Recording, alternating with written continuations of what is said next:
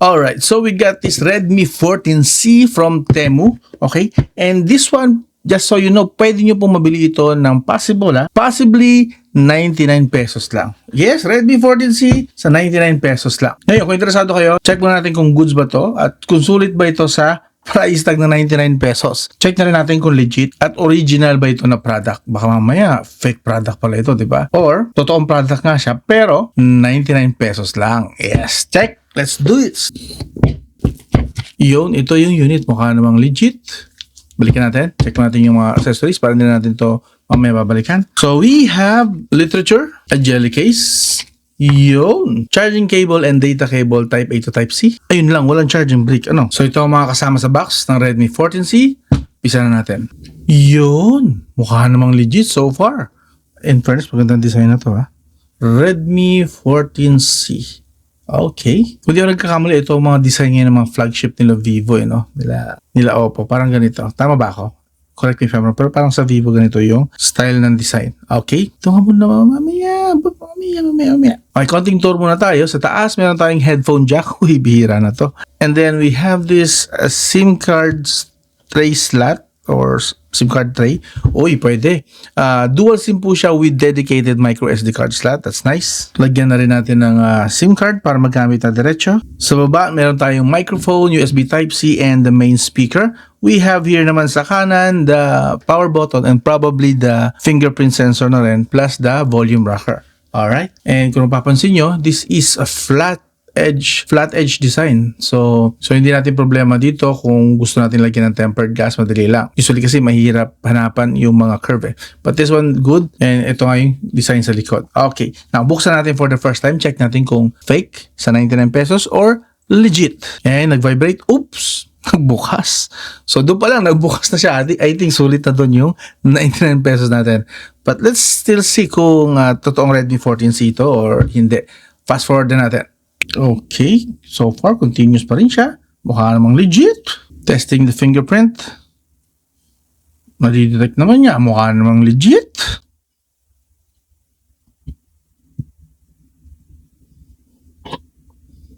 At nairaos natin. Mukha namang legit. And natapos na natin ang setup. Finally, we're waiting kung makakapasok na tayo sa home para masabi natin mukha naman siyang legit. So far, legit naman siya. As you can see, na-open natin. Yun. And tingnan na rin pala natin yung settings. Let's see kung ano Android version ito. I'm curious of course. May update. Uy, may system update pa nga. Pero wait lang, bago natin system update. We have currently, out of the box, we have 128GB storage. See that? And then, HyperOS 2.0. Ano kaya ang update na to? Check natin. So, Android 15 po ito. Security update ng April 1 pa, 2025. Detail info specs, meron siyang Helio G81 Ultra. Up to 2GHz po siya na clock speed. 6GB po ang RAM. So, 6GB, 128GB na memory variant ito. So far, mukha namang legit siya. So, check natin ngayon yung update kung anong makukuha nating update dito. We have 1.7 worth of upgrade. Ang laki. So, hindi pa ba ito magiging HyperOS 3.0 optimization 2 week, blah blah blah, lock screen, etc. Updated security patch October 2025. Okay. Ang laki nung update na pinadala, but let's update na rin. Balik ako kayo pagkatapos ma-update. Pero so far, mukha nga siyang legit. Okay? Pagbalik ko siguro, ihanda ko na rin yung mga test para makita nyo na rin ang actual. Okay? Jump na tayo dun sa setup and actual test. Okay, so we did some testing. Tinry ko siya i-run. 25,000 po siya. So, kinonfirm ko lang kung eMMC siya o UFS. So, while nakalagay dito UFS 2, so confirm eMMC po yung kanyang speed. Okay? Now, sa AnTuTu score naman nakakuha tayo ng 377,820. Not bad. And then, of course, camera. Ito, papakita ko lang sa inyo saglit. Okay, pahapiaw lang naman to. Supported niya hanggang 1080p at 30fps video recording. Sa front, same din. Parehong 1080p at 30fps. And ito po yung mga shots na kaya niya or napoproduce yung mga pictures.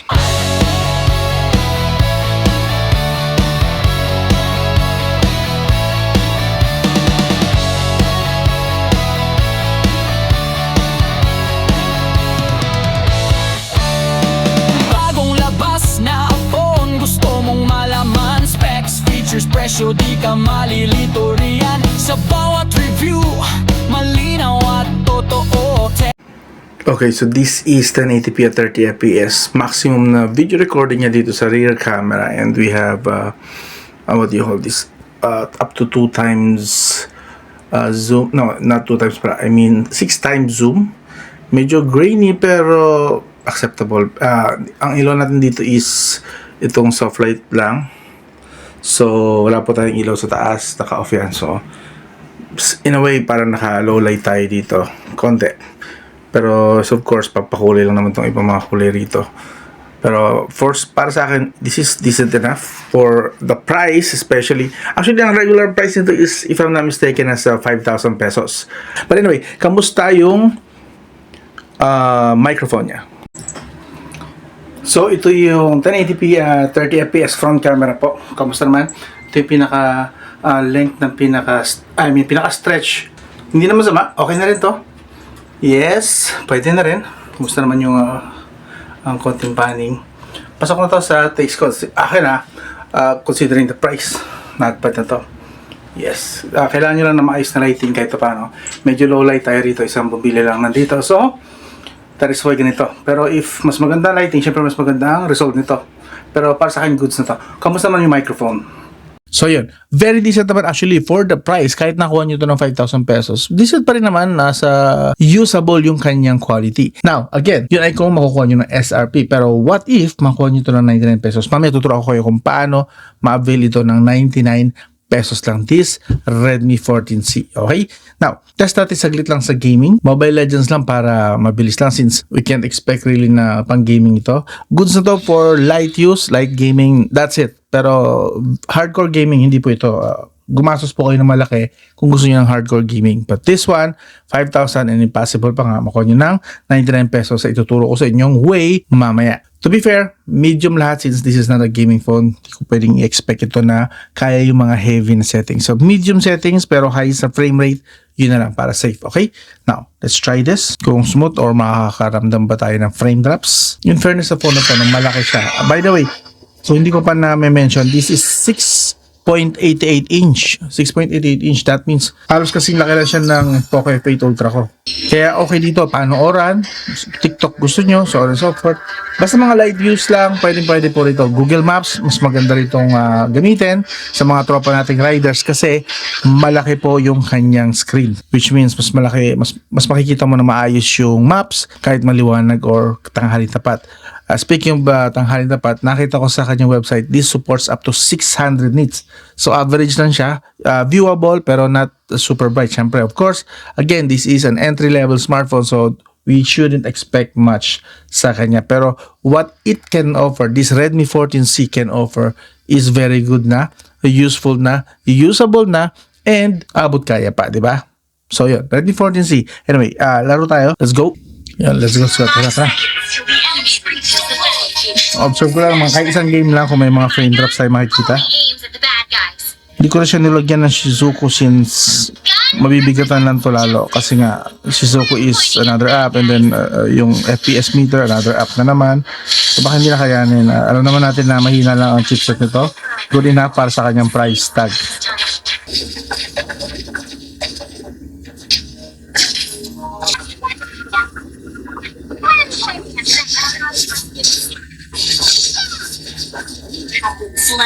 Pansinin ko rin pala this is single speaker lang. Pag tinakpan ko halos wala ka na maririnig. So muffled na. So wala siyang extra speaker dito sa taas. So again, single speaker lang po siya.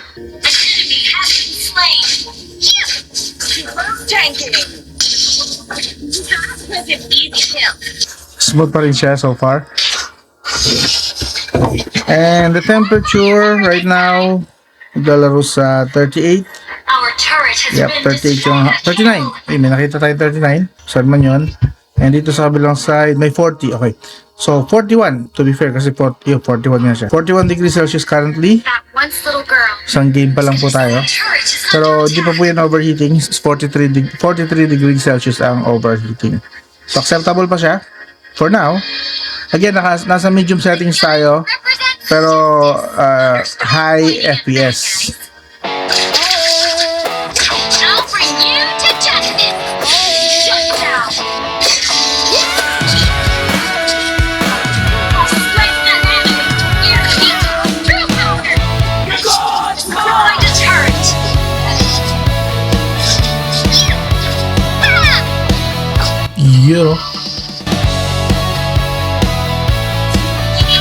Alright, victory. So, final temperature nakuha natin, naka 41, nag-stay siya sa 41, so hindi siya nag-over. Yun, 42, tumaas siya ng konti pala. 42 degrees Celsius, yun yung pinaka-hottest niya. So, okay, hindi pa siya nag-overheat. 43 ang overheating natin. So, 42 is good para for now. And, as you can see, pwede po siya, kaya naman siya casual gaming, light gaming, social media, so on and so forth. Kasi kaya niyang Mobile Legends sa medium settings and high FPS. So, quit na tayo. Okay na yan. So, again, paano nyo mag-avail itong unit na to, the Redmi 14C? How can you avail this sa halagang 99 pesos? Here's what you should do. Unang-una, mag-install kayo ng TEMU. Yes, ma-avail nyo lang ito sa TEMU App. Doon lang po meron ganitong sale. 99 pesos po siya. Ang gagawin nyo, pasok po kayo sa TEMU App. This one, papakita ko lang sa inyo kung paano. TEMU, see that? Yun. What you should do, dami rito mga ganitong coupons, mga promo. So, hindi yan ang i-activate natin para ma-avail nyo siya ng 99 pesos. Limited lang po ito, paunahan lang. I can say na lahat kayo makakabili nito ng 99 pesos. Pero if ever man, pag napanood nyo to, I would recommend na gawin nyo na agad ito once na makita nyo kung paano siya ma-avail. So, tatype nyo lang dito sa search. Dito sa taas, itong sa app na to, sa TEMU, sa taas, type nyo lang is KCY8527.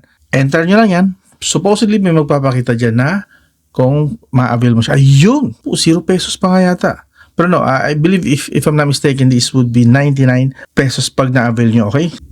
So, yun. Meron na tayong Redmi 14C. So, as you can see, sabi dito, first come, first serve lang. So, paunahan lang. So, add to cart nyo na itong 99 pesos or in this case, 0 pesos pa nga. Pero I believe 99 pesos talaga dapat yan. Yun na yung babayaran nyo, 99 pesos. So, grab nyo na itong opportunity na ito. Again, this is Redmi 14C. Type nyo lang itong KCY8527 sa mismong TEMU app and makabibili nyo na to or makukuha nyo na to ng 99 pesos lang this Redmi 14C. Again, limited supply lang ito. First come, first serve. Ika nga sabi sa app and that's it. Okay, bago tayo matapos, ito nga pala ang final specs niya. Full specs po ito para may idea kayo kung ano yung binibili nyo sa inyong 99 pesos. This is currently running on Android 15, HyperOS 2.0. That's MTK Helio G81 chipset. Up to 2.0 GHz 12 nanometer po yan na chipset. And Mali-G52 MC2 na GPU. 6GB RAM. In fairness, sa 99 pesos meron ka ng 6GB RAM and 120GB na eMMC 5.1 storage. At ang screen, 6.88 inch. IPS LCD, that's 720p. Supported din ito ang 1 to 20Hz screen refresh rate. Pakita ko lang sa inyo saglit para makakita nyo talaga na meron siyang 120Hz screen refresh rate support. See that? Up to 120Hz screen refresh rate. Sa 99 pesos meron ka ng 120Hz screen refresh rate. Nice. And of course, itong display na to may protection din po ito. As you can see dito, Corning Gorilla Glass 3. Okay? And the camera, 50 megapixel f1.8 wide with auxiliary lens and 13 megapixel f2.0 naman sa front camera. Supported nito ang LTE, 4G and VoLTE and even VoWiFi. See, meron siya? Yun. Meron din nga pala itong USB Type-C 2.0 at side-mounted fingerprint, 5,160 mAh battery and 18 watts power delivery na po yan. Available po ito in black, green, purple, and blue. Okay? So, avail nyo na sa TEMU. Again, search this promo code KCY8527. So, hanggang doon lang. This is Rain Manguera. Iwan ko yung link dito sa video description. Iwan ko yung link ng mismong app. Kung gusto nyo, click na lang ng click. Iwan ko na lang yung mga links na available or connected dito sa promo na ito. Okay? And kung hindi nyo na matandaan yung promo code, iwan ko rin sa video description. Click nyo lang sa video description sa baba ng video na to. Okay? Again, this is Rain Manguera and this is the Redmi 14C. I'll talk to you again soon.